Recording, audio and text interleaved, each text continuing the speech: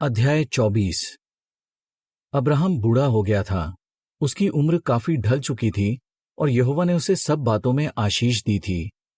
एक दिन अब्राहम ने अपने सबसे पुराने सेवक से, जो उसके घराने के सब कामों की देखरेख करता था, ये गुजारिश की, तू अपना हाथ मेरी जांघ के नीचे रख और स्वर्ग और पृथ्वी के परमेश्वर यहोवा की शपथ खा कि तू मेरे बेटे के लिए कनानियों की कोई लड़की नहीं लाएगा, जिनके देश में मैं रहता हूं। इसके बजाय तुझे मेरे देश जाना होगा और इसहाक के लिए मेरे रिश्तेदारों में से एक लड़की लानी होगी। सेवक ने अब्राहम से कहा, लेकिन अगर लड़की मेरे साथ इस देश में आने को तैयार नहीं हुई, तो क्या मैं तेरे बेटे को उस देश में ले जाऊं जहां से तू आया है? इस पर अब्राहम ने कहा, नहीं, मेरे बेटे को वहां हरगिज मत ले जाना। स्वर्ग का परमेश्वर यहोवा, जो मुझे मेरे पिता के घर से और मेरे रिश्तेदारों के देश से यहां लाया है, और जिसने मुझसे बात की और शपथ खाकर कहा, मैं ये देश तेरे वंश को दूंगा, वो अपने स्वर्गदूत को तेरे आगे आगे भेजेगा और तू मेरे बेटे के लिए वहां से लड़की ढूंढने में जरूर कामयाब होगा। लेकिन अगर लड़की तेरे साथ आने को राजी ना हुई, तो तू इस शपथ से छूट जाएगा, मगर तू मेरे बेटे को वहां हरगिज नहीं ले जाएगा। तब सेवक ने अपना हाथ अपने मालिक अब्राहम की जांघ के नीचे रखा और शपथ खाई कि वो उसके कहे मुताबिक ही करेगा। फिर सेवक ने अपने मालिक के ऊंटों में से 10 ऊंट और उसकी दी हुई हर तरह की बढ़िया बढ़िया चीजें अपने साथ ली और सफर के लिए रवाना हो गया। वो मेसोपोटामिया में नाहोर के शहर की तरफ चल पड़ा। जब वो शहर के नजदीक पहुंचा, तो वहां उसने एक कुएं के पास ऊंटों को बिठा दिया। शाम का समय हो रहा था, जब औरतें वहां कुएं पर पानी भरने आया करती थीं। अब्राहम के सेवक ने प्रार्थना की, हे यहोवा, मेरे मालिक अब्राहम के परमेश्वर, आज मैं जिस काम के लिए यहां आया हूं उसे सफल कर दे और इस तरह मेरे मालिक के लिए अपने अटल प्यार का सबूत दे। देख, मैं यहां पानी के सोते के पास खड़ा हूं और शहर की औरतें पानी भरने आ रही हैं। ऐसा हो कि मैं जिस लड़की से कहूं, क्या मुझे अपने घड़े से थोड़ा पानी पिलाएगी, और वो मुझसे कहे, जरूर, और मैं तेरे ऊंटों को भी पिलाऊंगी, वो वही लड़की हो जिसे तूने अपने सेवक इसहाक के लिए चुना है। तेरे ऐसा करने से मैं जान लूंगा कि मेरे मालिक के लिए तेरा प्यार अटल है। अब्राहम का सेवक अभी ये कह ही रहा था कि रिबका अपने कंधे पर घड़ा लिए शहर से बाहर उस जगह आई। रिबका बतूएल की बेटी थी और बतूएल अब्राहम के भाई नाहोर और उसकी पत्नी मिल्का का बेटा था। रिबका एक कुंवारी लड़की थी। उसने किसी भी आदमी के साथ यौन संबंध नहीं रखे थे। वो दिखने में बड़ी सुंदर थी। वो पानी भरने के लिए नीचे उतरकर पानी के सोते के पास गई और अपना घड़ा भरकर ऊपर आई। तभी सेवक दौड़कर उसके पास गया और उससे कहा, क्या मुझे पीने के लिए थोड़ा पानी मिलेगा? लड़की ने कहा, हां मालिक, जरूर। उसने फौरन अपने कंधे से घड़ा उतारा और उसे पानी पिलाया। सेवक को पानी देने के बाद वो बोली, मैं तेरे ऊंटों को भी पानी पिलाऊंगी, वो जितना पिएंगे मैं भर लाऊंगी। उसने फौरन घड़े का बचा हुआ पानी हौद में डाल दिया और कुएं से पानी लाकर हौद में भरने लगी। वो तब तक भाग भाग कर पानी लाती रही जब तक कि सारे ऊंट पी ना चुके। इस दौरान अब्राहम का सेवक वहां खड़ा बड़ी हैरत से उस लड़की को देखता रहा और मन ही मन सोचता रहा कि वो जिस काम के लिए यहां आया है, क्या उसे यहोवा ने वाकई सफल कर दिया है। जब सारे ऊंट पानी पी चुके, तो सेवक ने उस लड़की के लिए सोने की एक नथ और 2 कंगन निकाले। नथ का वजन आधा शेकेल था और कंगन का 10 शेकेल। उसने लड़की से पूछा, क्या मैं जान सकता हूं तू किसकी बेटी है? क्या तेरे पिता के घर हमें रात भर के लिए जगह मिलेगी? लड़की ने कहा, मैं बतूएल की बेटी हूं और मेरे दादा दादी का नाम नाहोर और मिल्का है। उसने ये भी कहा, हमारे यहां ठहरने के लिए काफी जगह है और जानवरों के लिए भरपूर चारा और पुआल भी है। तब सेवक ने मुंह के बल जमीन पर गिरकर यहोवा को दंडवत किया और कहा, मेरे मालिक अब्राहम के परमेश्वर यहोवा की तारीफ हो, क्योंकि उसने मेरे मालिक से प्यार करना नहीं छोड़ा और उसका विश्वास योग्य बना रहा। यहोवा ही है जो मुझे राह दिखाता हुआ मेरे मालिक के भाइयों के घर तक लाया। तब रिबका दौड़कर अपने घर गई और उसने अपनी मां को और घर के बाकी लोगों को सारा हाल कह सुनाया।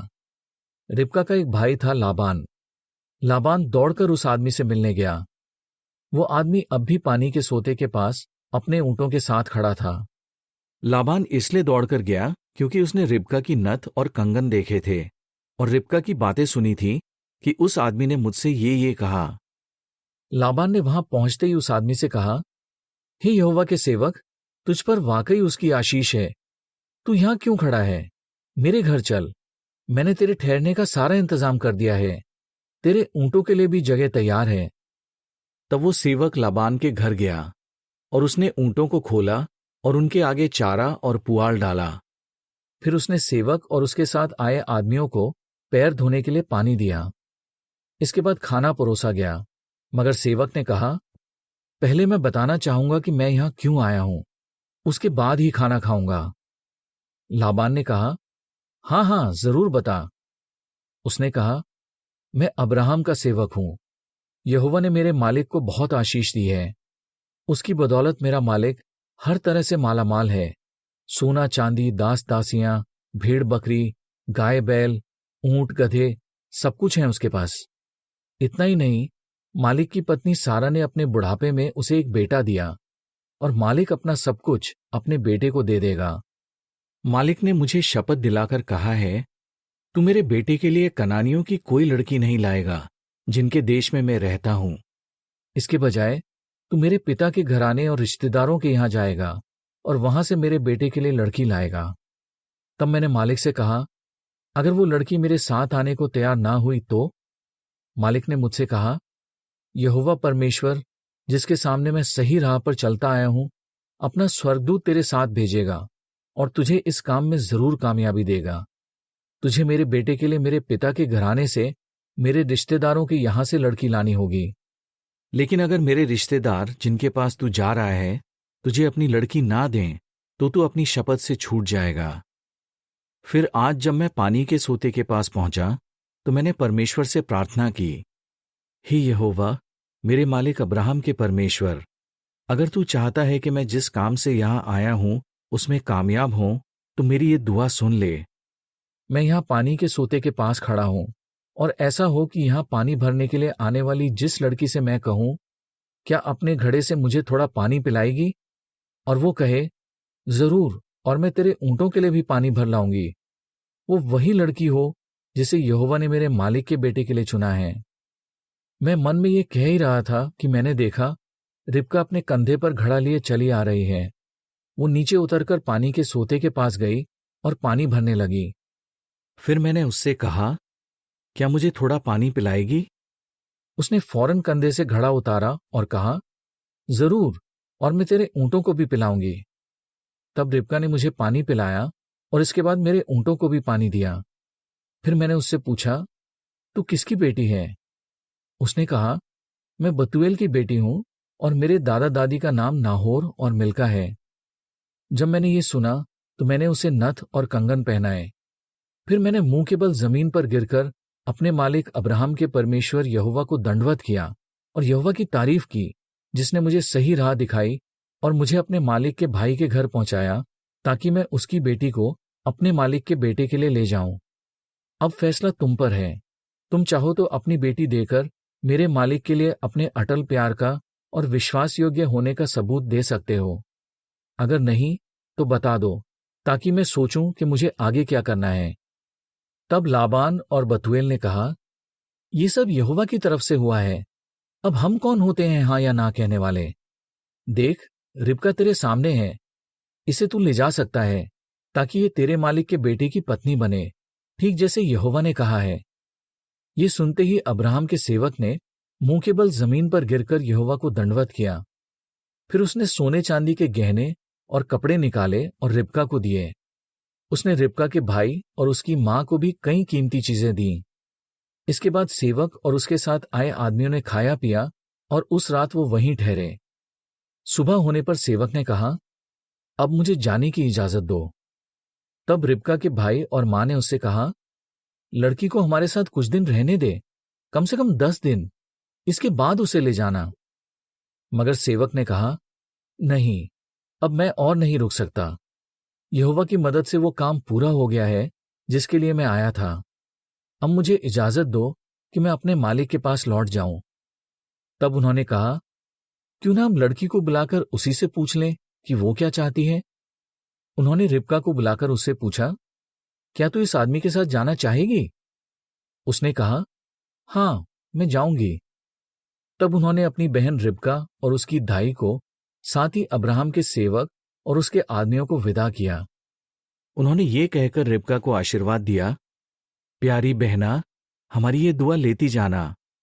तेरा वंश इतना बढ़े कि तू हजारों लाखों की मां कहलाए।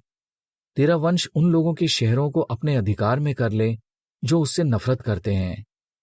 इसके बाद रिबका और उसकी दासियां ऊंटों पर सवार होकर उस आदमी के पीछे पीछे निकल पड़ी। इस तरह वो सेवक रिबका को साथ लेकर अपने रास्ते चल दिया। इधर इसहाक, जो नेगेब में रहता था, बेरलहे रोई से आ रहा था। शाम के झुटपुटे का समय था और वो मनन करता हुआ मैदान में टहल रहा था। जब उसने नजरें उठाई तो देखा कि सामने से ऊंटों का कारवां चला आ रहा है। और जब रिबका ने इसहाक को देखा तो वो फौरन ऊंट से नीचे उतरी। उसने सेवक से पूछा, वो जो आदमी हमसे मिलने आ रहा है कौन है? सेवक ने कहा, वो मेरा मालिक है। तब रिबका ने ओढ़नी से अपना सिर ढक लिया। फिर सेवक ने इसहाक को अपने सफर की पूरी कहानी सुनाई, उसे बताया कि उसने क्या क्या किया। इसके बाद इसहाक रिबका को अपनी मां सारा के तंबू में लाया।